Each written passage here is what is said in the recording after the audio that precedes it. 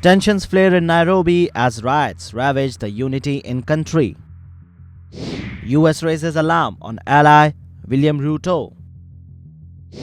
Kenyan president on back foot. What to expect from US now? The United States has urged restraint and has mourned the loss of life on Tuesday after at least 10 people were killed when Kenyan police opened fire on a group of protesters who were attempting to storm the country's parliament. We mourn the loss of life and injuries sustained and offer our condolences to the families who lost their loved ones. We urged restraint to restore the order and provide space for dialogue, State Department spokesperson Matthew Miller told reporters. We condemn the violence reported during protests in Nairobi and around Kenya. We mourn the loss of life and injuries sustained and offer our condolences to the families who lost loved ones. We urge restraint to restore order and provide space for dialogue. The violence in Kenya, we urge the government to exercise restraint. When it comes to the MSS, so in conjunction with the government of Kenya, the United States has vetted the Kenyan personnel for the MSS mission. We have also worked with other governments to vet their personnel for the mission, and we will continue to engage and vet personnel that are going to participate in the mission, because obviously it is important that the human rights of the Haitian people be respected as this mission to restore law and order is carried out. In Kenya, the recent events have led to significant unrest and tragedy. The situation began when the government proposed a new finance bill aimed at raising taxes to address the country's debt.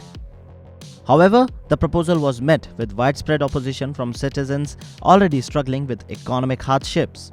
On Tuesday, the protest against the bill turned violent. Thousands of demonstrators, primarily young people, attempted to storm the parliament building in Nairobi, the capital city. In response, Kenyan police opened fire, resulting in at least 10 deaths and numerous injuries. This use of force sparked international concern, with the United States urging restraint and offering condolences to the affected families. The protests weren't limited to Nairobi. Other cities including Eldoret and Kisumu also saw demonstrations that led to looting and vandalism of businesses. The chaos prompted Kenya's Defense Minister Aden Duale to deploy the military, declaring a security emergency. Raila Odinga, the opposition leader, called on the government to withdraw the Finance Bill 2024 and stop the violence against the protesters, whom he referred to as the Kenya's children. The severity of the situation was evident as helicopters were seen flying low over Nairobi and the police vehicles were set on fire.